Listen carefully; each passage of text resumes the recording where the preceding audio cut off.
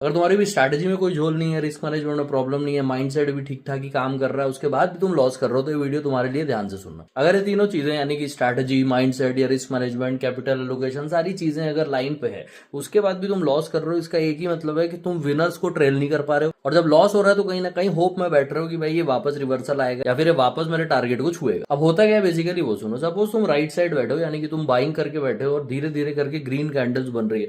अब मान के चलो 3 ग्रीन कैंडल्स बन गई एक के बाद एक, तो तुम जाके देखो, अपना बैक टेस्ट कर लो या कहीं पे कुछ रिकॉर्ड करके देखा है तो वहां पे जाके देख लो। जब भी इस टाइप का फास्ट मूवमेंट आता है, तुम जल्दी से जल्दी कोशिश करते हो कि मार्केट से बाहर हो जाओ। क्यों? क्योंकि तुमको लगता है कि भाई जो मेरा प्रॉफिट आया है वो मेरा छूट ना जाए। भले उसके बाद तुमको कोई लिक्विडिटी का लेवल ऊपर दिख रहा हो जहां तक मार्केट जा सकता है, टारगेट तुम्हें दिख रहा हो कि भाई और ऊपर हो सकता है, लेकिन तुम्हारे माइंड में यह आएगा कि भाई पीएनएल मेरा ग्रीन दिख रहा है, अभी मैं यहाँ पे पैसा बना सकता हूँ, तो मैं लेके यहाँ पे निकल जाता हूँ और पार्शियल बुक कर लोगे या फिर कुछ भी ऐसी चीज कर लोगे। पार्शियल बुकिंग अलग चीज है, पार्शियल बुकिंग पे अपन फिर कभी बात करेंगे, लेकिन मोस्टली ये होता है कि वहां पे तुम अपना एग्जिट प्लान करने लगते हो, खासकर तब जब तुम्हें पहली ही ग्रीन कैंडल बड़ी दिखती है तुम्हारे ट्रेड करने के बाद। तुम खुद सोचो कि कभी साइडवेज मूव कर रहा मार्केट या फिर धीरे धीरे मूव कर रहा है ऊपर की तरफ, तो उस समय तुम सोचते होगा कि भाई मैं प्रॉफिट लेके निकल जाऊं। उस केस में मोस्टली होता है कि वो रेंज बाउंड होने के कारण या फिर छोटा सा एक कंसोलिडेशन लेवल आने के कारण कहीं ना कहीं तुम्हारा एसएल हिट हो जाता है। तो तुम कायदे से अपने लॉसेस के लिए वेट कर रहे हो और अच्छे जो बड़े विन्स हैं, जो बड़े टारगेट तुम ले सकते हो, उसके लिए तुम वेट नहीं कर रहे हो। उस वजह से तुम कहीं ना कहीं प्रॉफिटेबल नहीं हो पा रहे हो। तो ये होगी प्रॉब्लम। अब तुम्हें सोल्यूशन बताता हूँ। अगर ये प्रॉब्लम तुम भी फेस कर रहे हो तो कमेंट जरूर करना। सोल्यूशन क्या है? एक proper trade management system. Trade management system तुम्हें पता होना चाहिए। ट्रेड्स को एक्टिवली तुम्हें पार्टिसिपेट करके मैनेज करना पड़ता है। ऐसा नहीं होता कि भाई एंट्री कर लिए, एसएल लगा लिए, टारगेट मिला तो टारगेट, एसएल मिला तो एसएल। एक्टिवली ट्रेड मैनेज करना पड़ता है।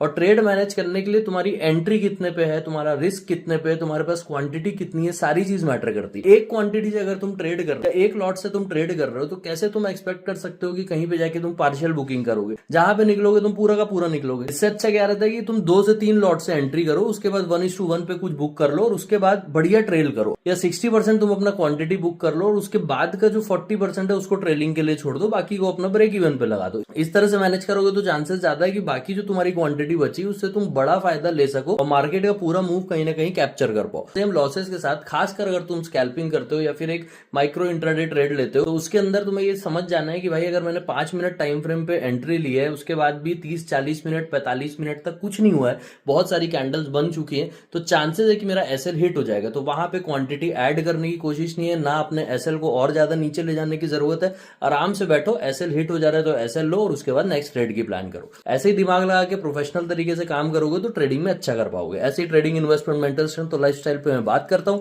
और सुनना हो तो फॉलो कर सकते हो। वीडियो पसंद आया तो शेयर जरूर करना।